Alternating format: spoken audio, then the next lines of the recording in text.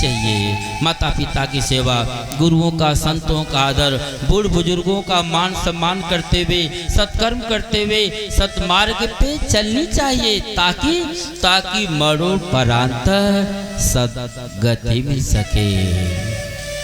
वैसे भी जिस शरीर को तो धारण किया है न, यह कल भी नहीं था और कल भी नहीं रहेगा, और जो सब दिन रहने वाला है ही नहीं, तो उस भाड़े के सामान या वस्तु या शरीर को लेकर उसके प्रति गर्व करना, घमंड करना, अभिमान करना, ये तो मूर्खों का काम न है। ध्रुव कुमार, जब यह शरीर ही भाड़े का है, अच्छा अगर किसी किराएदार के मकान में किराए पे रहें, कितना हो रुपया दें, कितना हो दिन रहें, तो क्या वह अपना हो जाएगा? नहीं होगा। सुखदेव जी कहते हैं, परीक्षित, आज माँ होकर सुनती अपने पुत्र को ज्ञानोपदेश दी जा रही है, मानो कहना चाहती है, पुत्र, यह जीवन जो है न केवल थोड़े दिन के लिए मिला है, इसको तो इस शरीर रूपी साधन को तो छोड़ना ही होगा न। जिंदगी के किराए का घर है, एक न एक दिन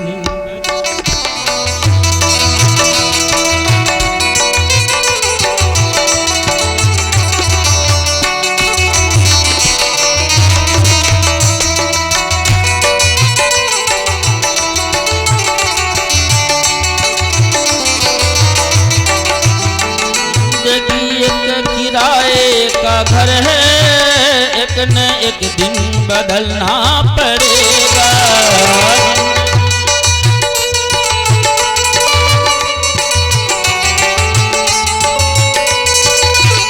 जिंदगी एक किराए का घर है, एक न एक दिन बदलना पड़ेगा।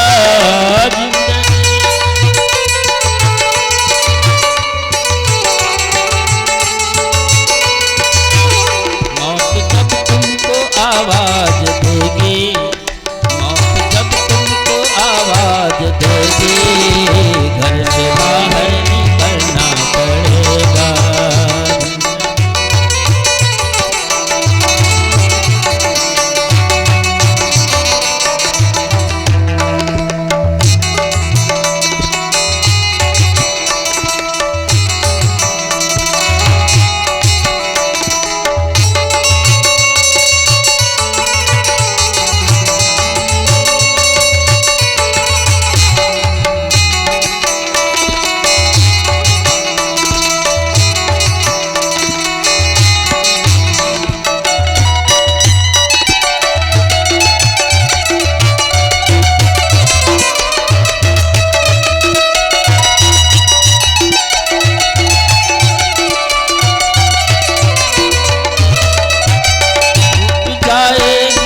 तुमसे खुशियाँ गम के सांचों में ढलना पड़ेगा।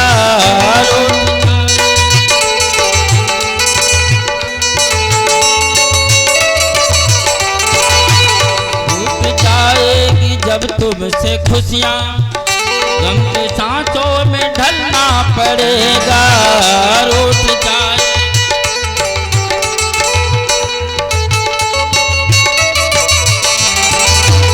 वक्त ऐसा भी आएगा नादा, वक्त ऐसा भी आएगा नादा, तुमको कांटों पे चलना पड़ेगा। वक्त ऐसा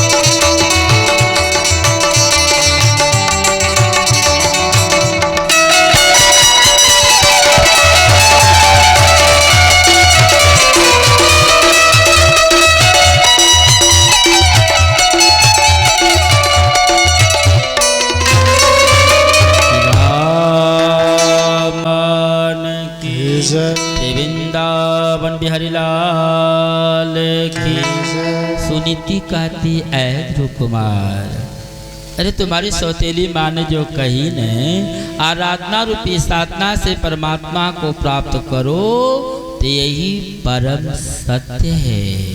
हर प्राणी को चाहिए कि जब भी बोध हो जाए, ज्ञान हो जाए, तो उस पर तत्क्षण चलना चाहिए।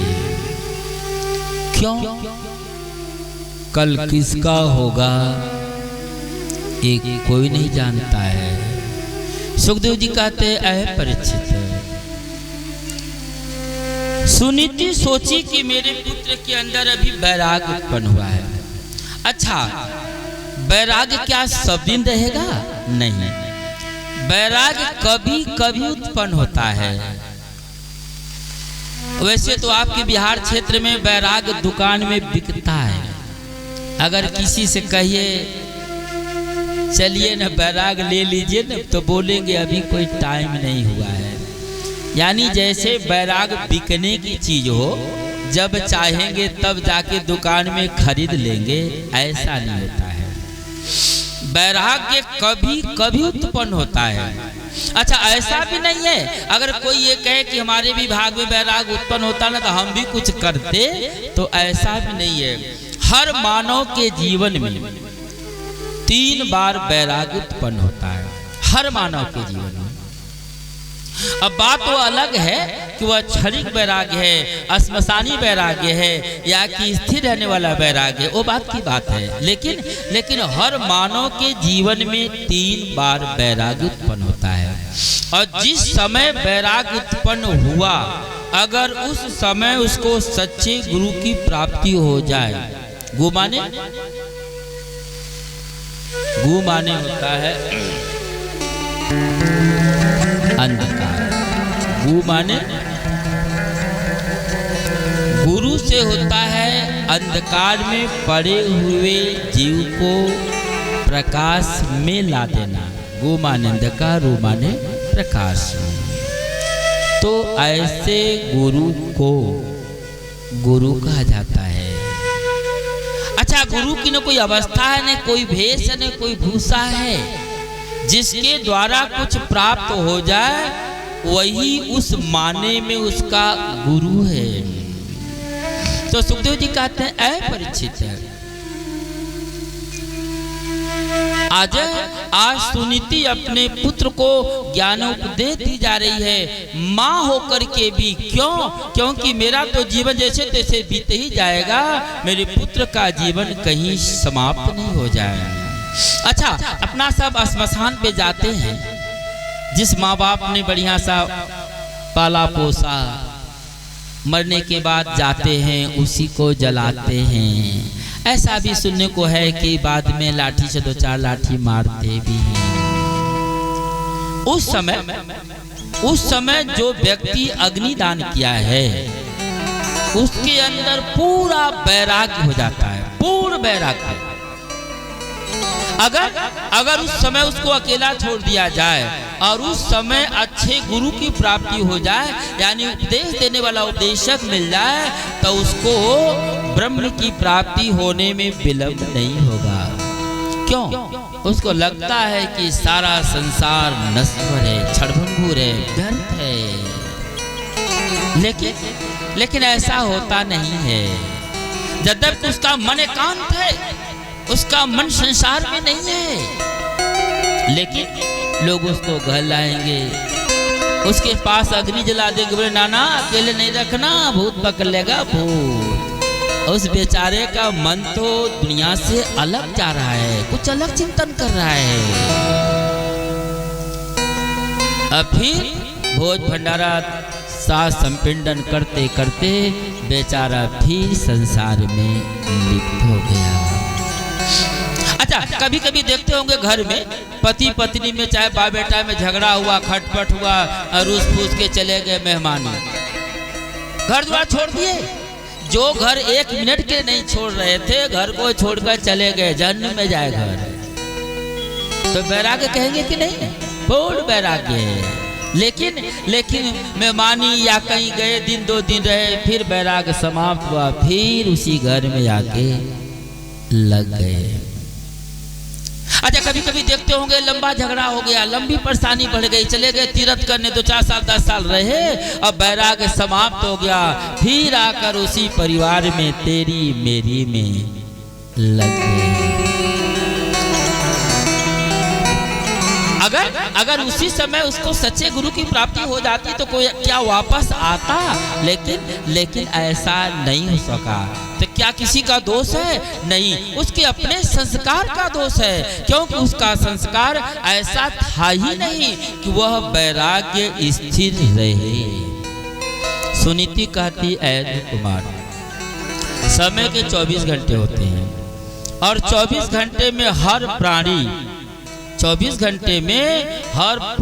21,600 बार श्वास लेता है, और कौन सी श्वासें किसकी अंतिम हो जाएंगी एक कोई नहीं जानता है। नीति है, मनुस्मृति का सिद्धांत है कि हर श्वास में अगर राम राम हो तो काम बनेगा कि नहीं बनेगा। तो श्वास बंद न हो जाए उससे पहले ही कुछ सुंदर कर्म कर लेनी चाहिए। तेरी हीरा जैसी श्वासा बातों में बीती जा,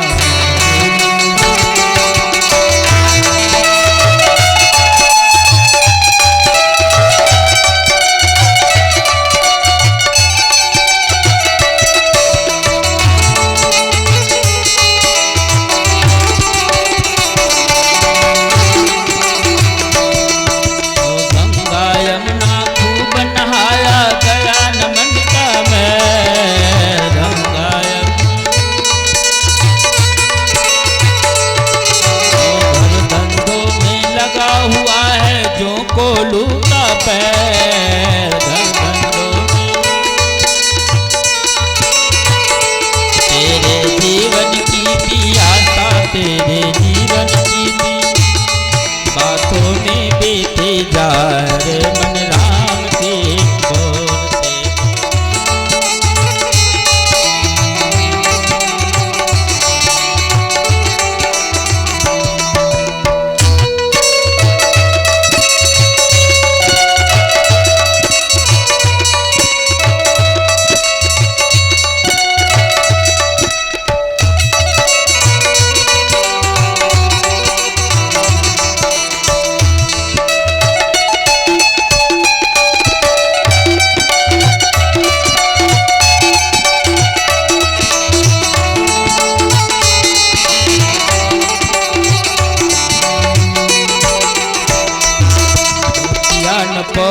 आकर जग में दिया न कुछ भी दान, दिया न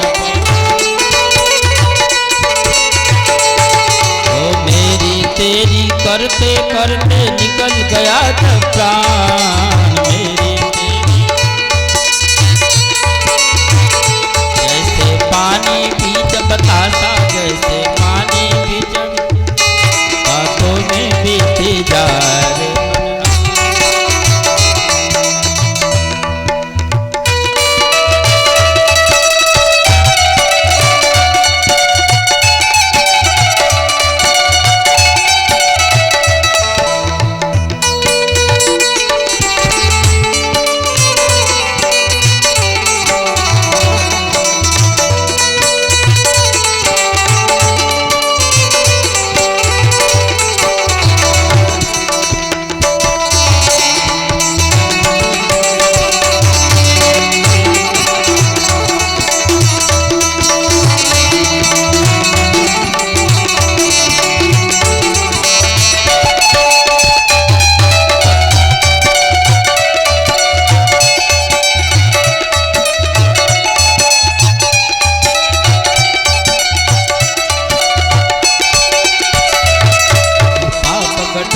सर पर लादे रहा भटकता रोता,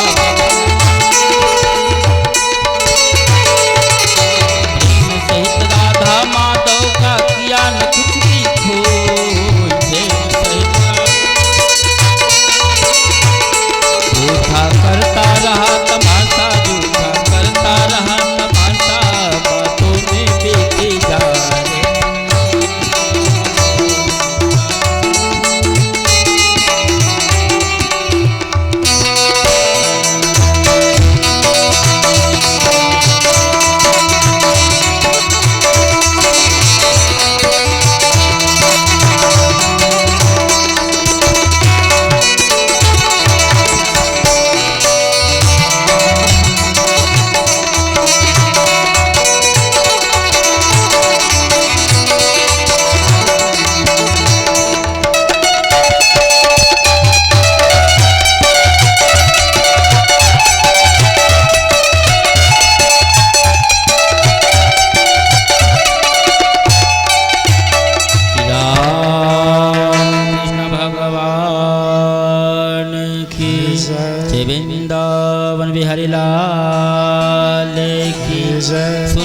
बोली, ऐ कुमार, तुम्हारी सौतेली माँ ने जो ही कही न, आराधना रूपी साधना से परमात्मा को प्राप्त करो, यही परम सत्य है, यह लेने की चीज है। और उसने जो कही कि परमात्मा को प्राप्त करके परमात्मा से मांगो कि तुम्हारा जन्म मेरे गर्भ के द्वारा हो, यही गलत कही।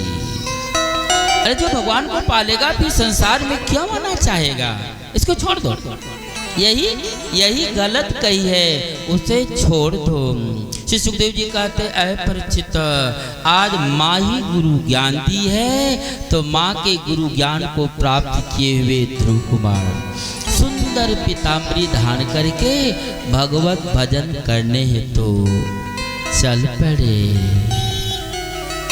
राम के गुण गाते हरे साथे की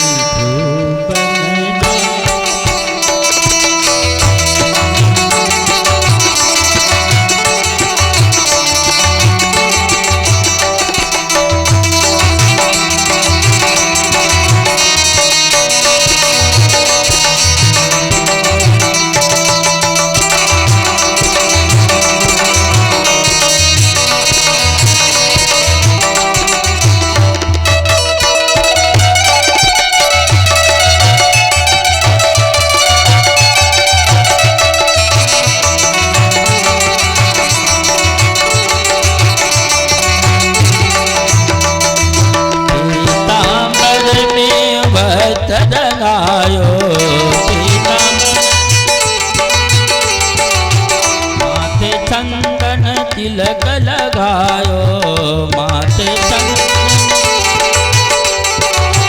माला को सरकाते की प्रेम बरसाते की ध्रुव बन जाते हैं।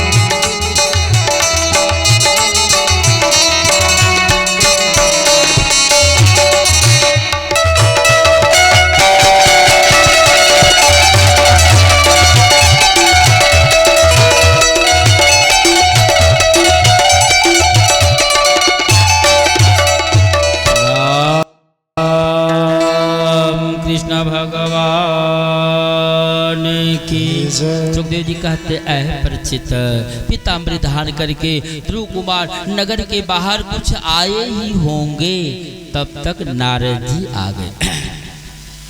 नारद जी बोले कहाँ जा रहे हो? ध्रुव कुमार बोले तपस्या करने जा रहा हूं। नारद जी बोले जा रे ऐ ध्रुव कुमार, ऐसा थोड़ी होता है कि माँ बाप अगर बच्चे को थप्पड़ दो थप्पड़ मार दें तो बच्चा नाराज होकर के दिल्ली पंजाब कलकत्ता चला जाए, ऐसा थोड़ी होता है। अच्छा बच्चे को माँ बाप मारेंगे नहीं तो क्या करेंगे? पूजा करेंगे। चलो वापस चलो, इतना नाराज नहीं हुए जाता। वापस चलो, मैं तुम्हारे पिता के सिंहासन पर तुमको बैठाऊंगा। ध्रुव कुमार बोले ऐ महात्मन, ध्रुव कुमार बोले ऐ महात्मन थोड़ा सोचियो तो सही, अभी तो मैं कुछ किया भी नहीं। अभी कुछ देर पहले जिस पिता के गोद में बैठने का अधिकार मुझको नहीं था, आप उसके सिंहासन पर बैठाने की बात करते हैं, जबकि अभी मैं कुछ किया भी नहीं। परमात्मा को प्राप्त करने की जो सीढ़ी है, उस परमात्मा के प्राप्त करने के सीढ़ी के पहले सीढ़ी पर पहला कदम रखा तो इतना बड़ा फल मिला कि अभी कुछ देर पहले जिस पिता के गोद में बैठने का अधिकार नहीं था, आप उसके सिंहासन पर बैठाने की बात करते हैं। थोड़ा सोचिए, परमात्मा को प्राप्त करने की जो सीढ़ी है, जब अंतिम सीढ़ी पर अंतिम पैर रख लूंगा तो पाने के लिए क्या बाकी रह जाएगा? अर्थात कुछ भी पाने को बाकी नहीं रह जाएगा। श्री नारद जी समझ गए कि इसको सच्चे गुरु की प्राप्ति हुई है, माई गुरु ज्ञान दी हुई है। जन्नाभित पंथा अवनिशयस्यते भगवान वासुदेव तुम भज व्रत प्रवरात्मना। आज श्री नारद जी ध्रुव कुमार के माँ की सराहना करते हैं। धन्य है माँ जो अपने पुत्र को रोटी रोजी नहीं सिखाई, दिल्ली पंजाब नहीं सिखाई, चोरी छिनारी करने को नहीं सिखाई है, भगवत भजन करने को सिखाई है। ध्रुव कुमार को सच्चे गुरु की प्राप्ति हुई है, यह दल बदलू चेला नहीं है। ऐसा नहीं है कि हाट का गुरु अब बाट का चेला। हाट गुरु जी को देखा बड़ा बढ़िया वेशभूषा वाले हैं, बिल्डिंग महान मकान वाले हैं, चढ़ गया, बोला गुरु जी चेला बना लीजिए ना। अब चेला बन गया। अब फिर देखा गुरु जी से कुछ मिलने वाला तो है नहीं, और उससे बढ़िया गुरु मकान वाला मिल गया तो गुरु जी को बोला हटो, अपना माला साला रखो न। हाट का गुरु बाट का चेला, साझे भेल सुबह अकेला। अच्छा, आप लोग गांव घर समाज में देखते होंगे, खास करके कोसी का मिस्री में यह सिस्टम ज्यादा है। जन्म से हर व्यक्ति राम श्याम घनश्याम का पुजारी होता है, चाहे वैष्णव बन के हो या बिना वैष्णव के ही सही, मंदिर मस्जिद में दर्शन करता है, पूजा पाठ में जाता है, आता है, सुनता है। कुछ दिन बेचारा तो रमौतिया रहा, यानी राम श्याम घनश्याम को माना। तब तक मिल गए कबीर साहब के अनुयायी, बोले क्या तेरी मेरी में लगे रहते हो, मूर्ति पूजा पाठ दुनियादारी छोड़ो सब, मेरे गुरु के साथ लगो, न नहाना न धोना, तेरी मेरी कुछ नहीं, बढ़िया बढ़िया भजन खाने को दाना अन्न चारा सब कुछ मिलेगा, दान दक्षिणा भी मिलेगा। सोचा सो तो बढ़िया हुआ, तो रमौतिया को छोड़ दिया, कबीर साहब के संग लगकर कुछ दिन बेचारा घूम घूम के भजन कीर्तन किया, बढ़िया बढ़िया खाने को भी मिला, दान दक्षिणा भी मिला। तब तक मिल गए मेहिदाजी के चेला। बोले क्या चक्कर में लगे हो, घूम घूम भजन कीर्तन करते हो, मेरे गुरु के साथ लगो न। कुछ नहीं, केवल भोर में ध्यान करना पड़ेगा, फिर 24 घंटा फ्री। भोर में एक बार ध्यान कर लेना, शेष टेंशन मुक्त हो जाओगे। सोचा यह तो बढ़िया काम है, कम समय में भगवान की भक्ति भजन हो जाए, इससे अच्छा क्या होगा। बेचारा कबीर साहब को भी छोड़ दिया, मेहिदाजी के साथ जुड़ लिया। कुछ दिन रहा, भोर में हाथ मुंह धो के ध्यान करे। तब तक मिल गए सतपाल जी के चेला। बोले क्या भोर भोर में ध्यान करते फिरते हो। अरे भोर का टाइम सोने का है। अच्छा भोर में नींद बढ़िया आती है ना? एक नंबर। बोले भोर में सोने का टाइम है, तू ध्यान करने में लगा देता। चलो हमारे गुरुजी के साथ लोगों केवल घूम घूम सत्संग करना पड़ेगा और उसके बाद टेंशन मुक्त हो जाओगे। भगवान तो सामने है, हाथ में है, पॉकेट में है। सोचा सो तो ठीक कहा। तब बेचारा मेहिदाजी को छोड़ दिया और सतपाल जी के संग लग गया। कुछ दिन घूम घूम सत्संग किया। तब तक मिल गए जागा जागा जागा महादेव। बोले कौन चक्कर में लगे हो, अरे मेरे साथ लग जाओ ना, खाना पीना फ्री, नो टेंशन। बेचारा जीवन भर दल बदलते रह गया, भगवान तो मिले नहीं, जीवन भी समाप्त हो गया, जीवन भी समाप्त हो गया। अरे भक्ति भजन तो ना कर मत जवानी में, यदि यहाँ वहाँ पत्थर दो माया के खाने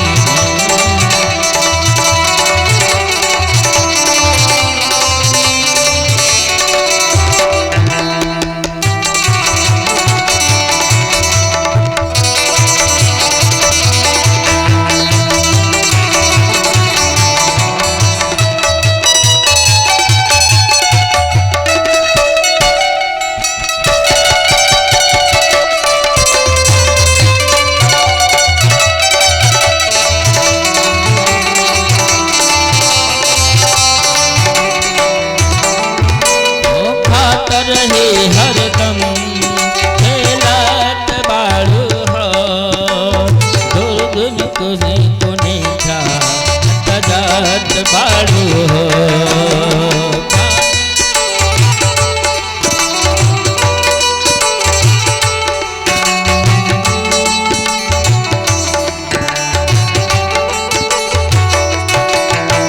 खात रहे हरदम खेलत बाड़ू हो, दुर्गुन कुने था तजात बाड़ू हो।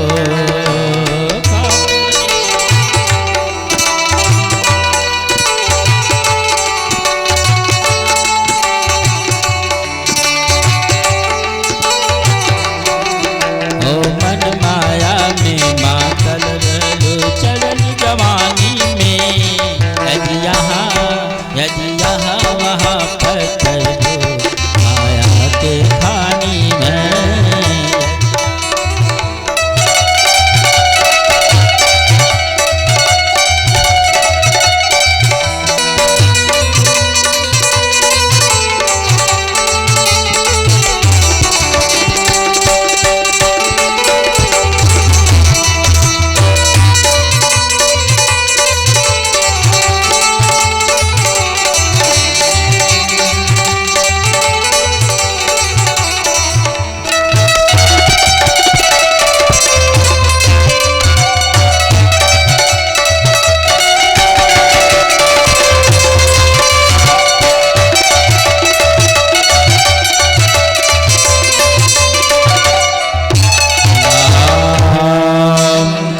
भगवान की जय। वृंदावन बिहारी लाल की।